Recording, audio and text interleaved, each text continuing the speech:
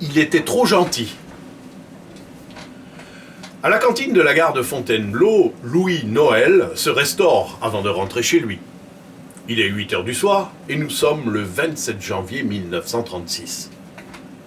Louis Noël, 32 ans, employé à l'entretien des voies, est le type même de l'homme sans histoire. Père de famille tranquille, bon caractère, toujours d'égale humeur, un peu effacé même. Aussi, quand Sylvain Prolier, un de ses collègues, vient le rejoindre à sa table, il s'étonne de sa mine anormalement soucieuse. « Eh bien, Louis, il y a quelque chose qui ne va pas. C'est un de tes gosses qui est malade. » Louis Noël fait non de la tête et ne rompait pas tout de suite. C'est après avoir hésité un moment qu'il fait cette réponse incroyable. « Sylvain, j'ai peur. Je crois que quelqu'un me veut du mal. Je crois même qu'on veut me tuer. » Son collègue reste sans voix et Louis Noël explique. « Cette semaine, j'ai fait plusieurs heures de nuit. Eh bien, il y a 5 jours, je me trouvais sur la voie ferrée en pleine campagne. J'ai entendu des craquements du côté du ballast, comme si quelqu'un escaladait le talus. J'ai couru et j'ai vu une ombre qui s'enfuyait. » Sylvain Prolier hausse les épaules. « Mais alors ça ne prouve rien. » « Attends, ce n'est pas fini.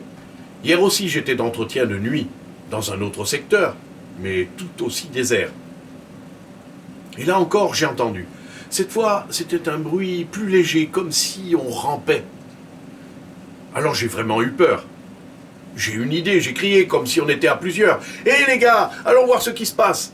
Et aussitôt, j'ai entendu un bruit de cavalcade. Quelqu'un s'enfuyait en courant. Sylvain Prolier essaye de rassurer son collègue. Oh, « Tu te fais des idées, Louis. Cela ne prouve seulement que quelqu'un essayait de monter sur la voie, pas qu'on te voulait du mal. » Mais Louis Noël secoue la tête d'un air lugubre. « Non, Sylvain. Celui qui chercherait à monter sur la voie ne viendrait pas justement à l'endroit où il y a un ouvrier. Tu sais comme on fait du bruit quand on marche là-haut, comme ça résonne. Il ne pouvait pas ne pas m'entendre. C'est donc moi qu'il cherchait, il n'y a pas de doute. » Un peu impressionné, son camarade lui demande « Tu as un ennemi? Tu t'es disputé avec quelqu'un ?»« Non. Mais attends, ce n'est pas fini. Il y a ce qui s'est passé tout à l'heure. En fin d'après-midi, on a découvert qu'un feu de signalisation avait été brisé. C'était dans mon secteur. Normalement, c'est moi qui aurais dû y aller. Tu te rends compte, en pleine nuit? C'était un guet-apens, j'en suis sûr. Et qu'est-ce que tu as fait? J'ai demandé à Bernard Rogier s'il ne voulait pas y aller à ma place, à charge de revanche. Mais à présent, je regrette. Il va lui arriver quelque chose. » Brusquement, il prend le bras de son camarade. « Sylvain, il se passe quelque chose, je te dis. J'ai l'impression que la mort rôde autour de moi. » Sylvain Prolier essaye de trouver de bonnes paroles pour l'apaiser, mais sa voix sonne faux. Ils restent ensemble une demi-heure encore, quand un employé des chemins de fer fait irruption dans la cantine. C'est Bernard Rogier. « Louis, tu avais raison, quelqu'un a essayé de m'attaquer tout à l'heure. » Sans grande conviction, Sylvain Prolier demande « Est-ce que tu ne te fais pas des idées ?»« Ah, des idées, tu parles. D'abord, le signal avait été saboté, ça, c'est sûr. Ensuite, pendant ce temps que je réparais, j'ai entendu des pas derrière moi. Quand je me suis retourné, la personne avait disparu. » Louis Noël pousse un petit gémissement. Il essaye de dire quelque chose, mais il n'y arrive pas. Son visage s'est décomposé. Il est vert. Enfin, il parvient à articuler. « Il est parti parce qu'il t'a vu.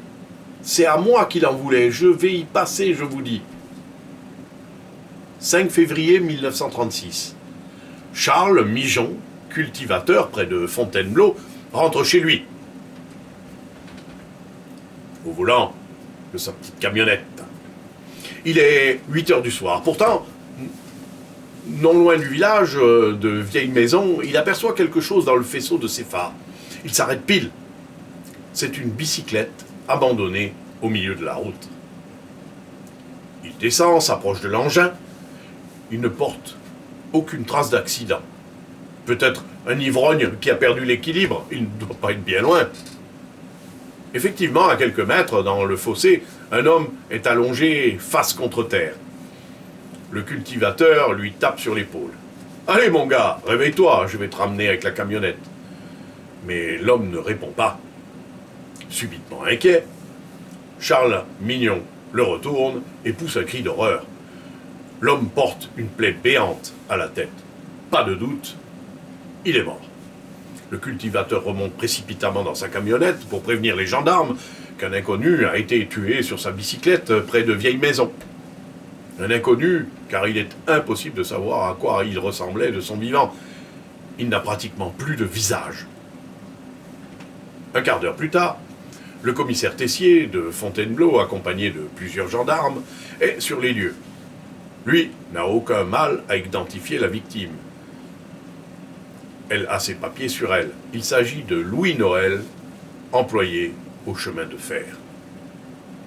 Bien qu'il ne soit pas médecin légiste, le commissaire se rend immédiatement compte qu'il ne s'agit pas d'un accident, mais d'un crime. Il a trop l'habitude pour ne pas voir que ses blessures ont été faites par un revolver. Il compte 5 impacts de balles, 5 coups en pleine tête, un assassinat sauvage qui ressemble à une exécution, à un règlement de compte. Le commissaire laisse ses hommes terminer leur rapport et il se rend à l'adresse du mort à Vieille Maison. Il va avoir la tâche pénible d'annoncer la nouvelle à la veuve. C'est peut-être ce qui lui est le plus déplaisant dans son métier de policier. Et de fait, c'est une scène d'une rare intensité dramatique qui attend le commissaire Tessier. Françoise Noël, l'épouse de la victime, est une petite femme brune, un peu boulotte. Quand elle apprend la mort de son mari, malgré tous les ménagements qu'a employé le commissaire, elle pousse des hurlements. Elle lance des sanglots déchirants. Ce n'est qu'au bout d'une dizaine de minutes qu'elle parvient enfin à se calmer et qu'elle demande au commissaire Tessier d'une voix brisée. « Ce n'est pas un accident, n'est-ce pas? C'est un crime. » Le commissaire ne peut cacher sa surprise. Il avait annoncé le décès de Louis Noël sans en préciser la cause. Malgré la douleur de Françoise Noël, ses réflexes professionnels reprennent le dessous. Il demande d'une voix pressante. « Vous savez quelque chose? Il était menacé. » Madame Noël a bien du mal à répondre à cet interrogatoire. Pourtant, entre ses larmes, le commissaire parvient à saisir des bribes.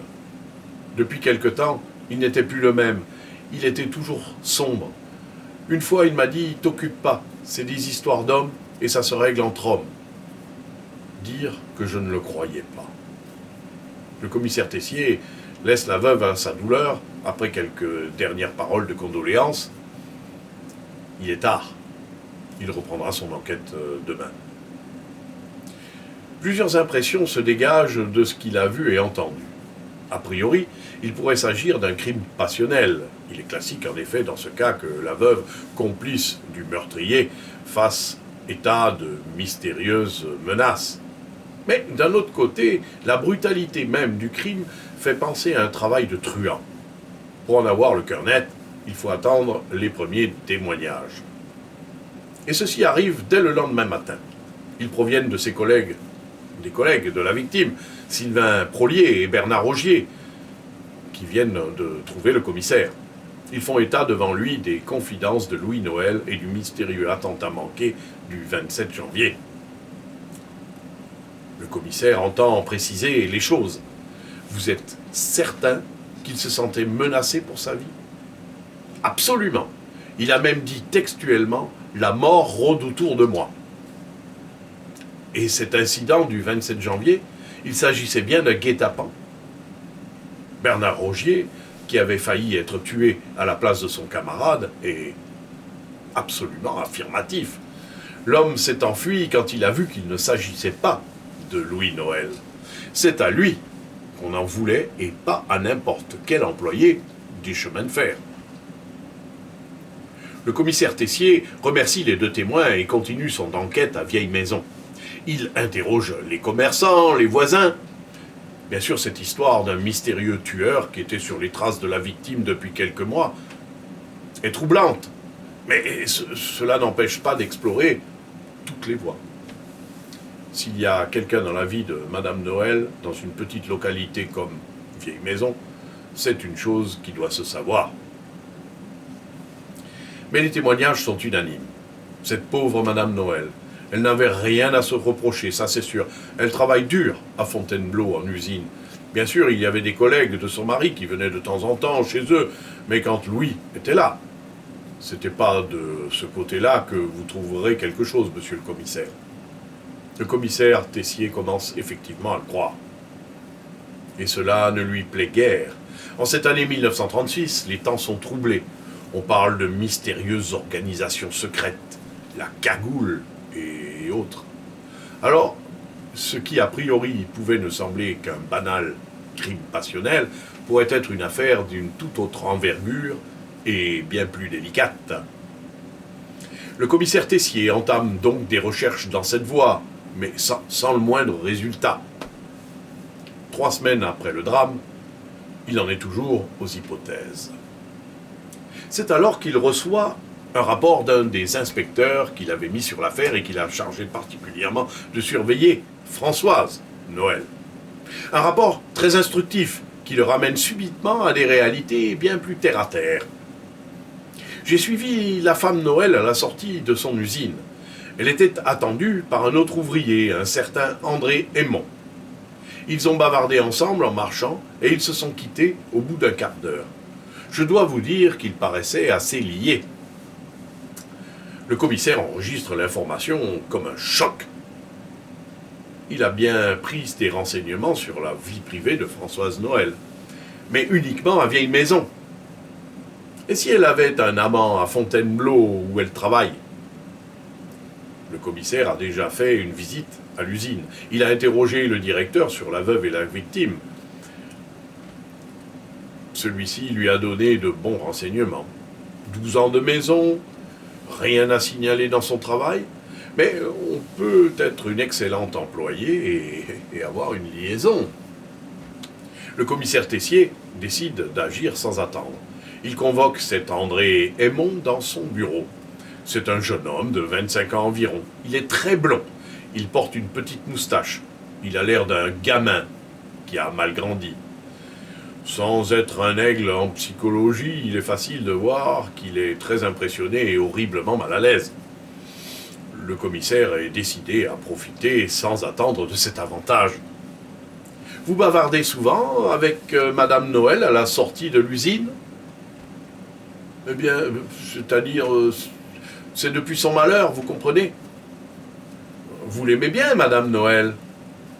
Le jeune homme rougit, se trouble un peu. Il y a pas mal de ça. Bien entendu, et il n'y a pas de mal à être son amant non plus. Ce n'est pas un crime. André Aymon a une réaction violente qui contraste avec sa timidité précédente. Vous n'avez pas le droit, c'est un mensonge. Le commissaire Tessier marque un moment de silence. Cette fougue chez le jeune homme en dit long. Il a mis du temps à comprendre, mais cette fois, il pense avoir trouvé. Bien sûr que vous n'êtes pas son amant, puisqu'elle y avait mis une condition, et cette condition, voulez-vous que je vous la dise? Le commissaire se tait de nouveau. Son vis-à-vis, la tête rentrée dans ses épaules, regardant ses souliers, ne dit rien non plus. Alors, dans un silence pesant, le commissaire Tessier énonce en articulant bien. Cette condition, c'était de tuer son mari. André Aymon est secoué d'un frisson involontaire. Il tente de se reprendre, de fixer le commissaire d'un regard impassible. Mais c'est trop tard. Son corps l'a trahi. Il s'effondre. Je vous jure que je n'avais jamais touché Françoise, jamais. Elle ne voulait pas. Et puis, il y a 3 mois, elle m'a dit qu'elle ne serait jamais ma maîtresse, mais ma femme. Pour cela, il fallait que je tue son mari. Je ne sais pas pourquoi. Elle l'avait pris en horreur. Pourtant, Après, à ce que j'ai appris, c'était un brave type. Il marque un temps et continue. Je voulais Françoise, alors j'ai fait ce qu'elle m'a dit. Personne ne me connaissait à Vieille Maison. À l'usine, personne ne s'était rendu compte de rien, et pour cause, il n'y avait rien entre nous. 2 fois, sur les indications de Françoise, je me suis rendu la nuit, sur la voie où travaillait Louis Noël. La première fois, le courage m'a manqué. La seconde fois, il n'était pas seul. La troisième fois, j'ai brisé un feu rouge, mais ce n'était pas lui qui est venu pour le réparer. Je me suis rendu compte au dernier moment. Le 5 février, Françoise m'a dit en sortant du travail. À 7 heures, il rentre de la gare de Fontainebleau jusqu'à Vieille Maison. Prends ta bicyclette toi aussi. Tu ne peux pas le louper. Elle a ajouté, c'est la dernière chance que je te donne. Si tu la rates, c'est définitivement fini entre nous. Alors j'y étais. Malgré la nuit, je l'ai reconnu. Je l'ai suivi de loin. J'ai attendu qu'il soit près de chez lui. J'ai accéléré l'allure. Quand je suis arrivé à sa hauteur, j'ai tiré à la tête. 5 fois. Que cela ressemble à un règlement de compte, comme dans les films. André Aymon et Françoise Noël ont été condamnés à la même peine. 20 ans de prison. Les jurés ayant estimé que l'instigatrice du crime était aussi coupable que le meurtrier lui-même. Sans doute aussi n'ont-ils pas admis son déroutant mobile. Quand le président lui a demandé pourquoi elle haïssait son mari au point de le faire tuer par un homme qui n'était même pas son amant, elle a répondu simplement « Il était trop gentil ».